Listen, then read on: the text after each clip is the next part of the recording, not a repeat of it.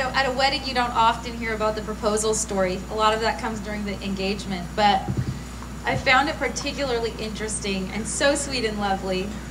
When Leandro proposed to Lauren, he was down on bended knee, and he said, "Precious, I'm going to read your words.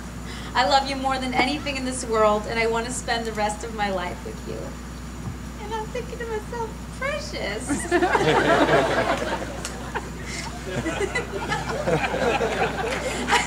thinking, well, you are very precious to me. You already know that. But that word is way too delicate for you. I'm fairly certain that my precious is different than Leandro's precious.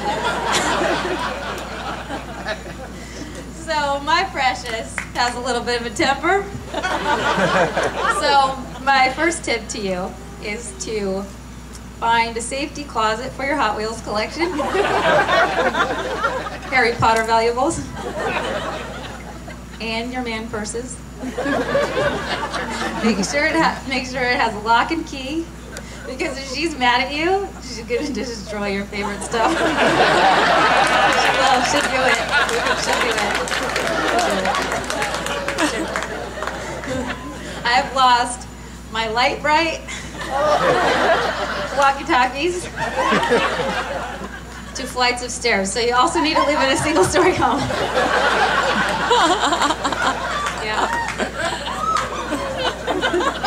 My precious is so passionate. I know you know that too, but she's so passionate. My favorite example of Lauren's passion is her 7-year-old evangelistical self. She would not get into a conversation with you without sharing her love for Jesus with you. She would tell you about her love for Jesus, and about 5 minutes into a conversation, she'd say, "Okay, now, raise your hand if you love Jesus." Raise it. Hi. Hi. She did it at dinner every night, too. It's true. If we didn't raise our hands, some seriously un-Christ-like behavior came out of that girl. She's like, "What is going on? What is going on here?" My precious is a leader. She's a leader. Mom got a call when Lauren was 10 from another parent at Christian Chapel School, and he said, "Tia, I'm concerned. Your daughter is the head of the Christian Chapel School Mafia. And she's been telling our kids who to date, when to go on the playground, when to play dodgeball, and I think Veronica, who is our grandmother, who's the principal of our school from kindergarten to 8th grade, was probably not very proud to have to take her granddaughter in to discuss the latest shenanigans, am I right? But everyone followed her. Her entire class followed her. She was the leader. She was the leader, and she still is. So the only place they didn't follow her was to the speech meet. The annual speech meet. They would not follow her category because she killed it every single year, got the gold medal, won all of the awards. So they'd find out, is Lauren in poetry this year? Is she in Bible verses? Is she doing a monologue? What category? What category? Here. I'm not doing that one. I'm glad you think I'm funny. So all of that training in speech meets made her an expert corporate negotiator. Dad already touched on that earlier.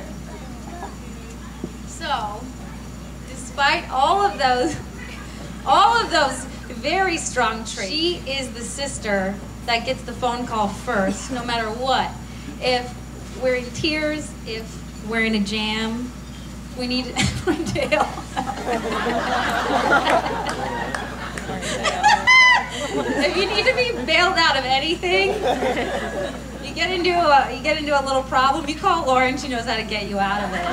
She can negotiate herself into, out, through anything she needs to, and teach you how to do the same for yourself. Seriously, my siblings never call me when there's a problem. I'm so useless. I'm like, oh, hey, Kelsey, I'm sorry your boyfriend broke up with you. Do you know what I found at the mall today? It's so awful. So, like Dad said, all these strong, wonderful qualities get Lauren into Santa Clara University, where she meets Leandro. And Tro is the sweetest man in the world. When I met Leandro, he was 19, and I was really confused.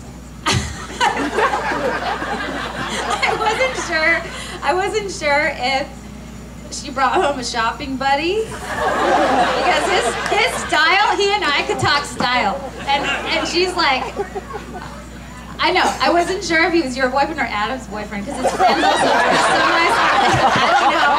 I don't know what's going on here. These two, they have Louis Vuitton man purses and matching duffel bags. It's like, what is going on? So sweet and generous.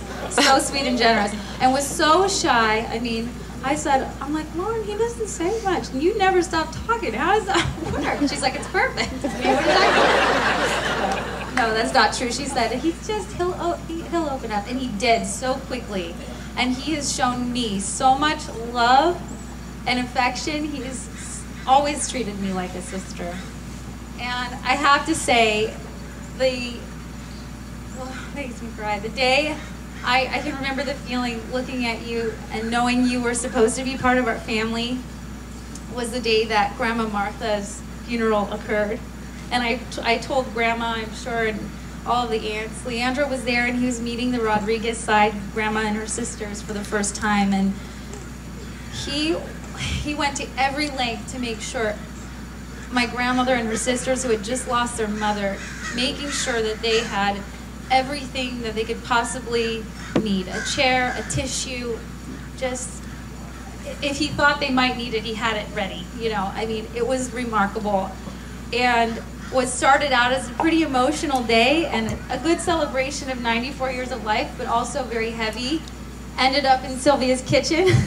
And Leandro had us in stitches. We were poking fun at him. He was allowing us to, and he was such a good sport, and I'm thinking there is nobody more perfect in the world for my sister than Leandro. So the two of you together. I know that Lauren's little un-Christ-like behaviors don't occur as much when Leandro's around. You two, she is so much more centered and at peace since meeting Leandro.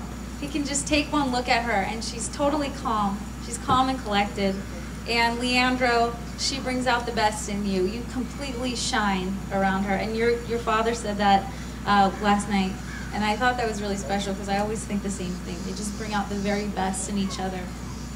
So, because my sister is precious, and I know that you will value her, and you'll never be careless or waste your love, I give you my precious.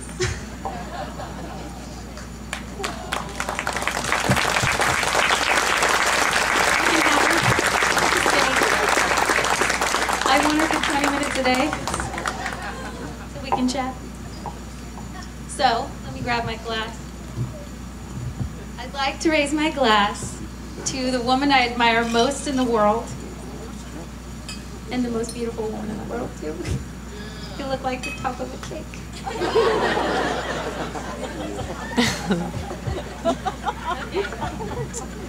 And my new fabulous brother. You're looking like Kanye in that day. This is the first, I forgot to mention, this is the first ever wardrobe change by the groom that I've ever seen in the wedding.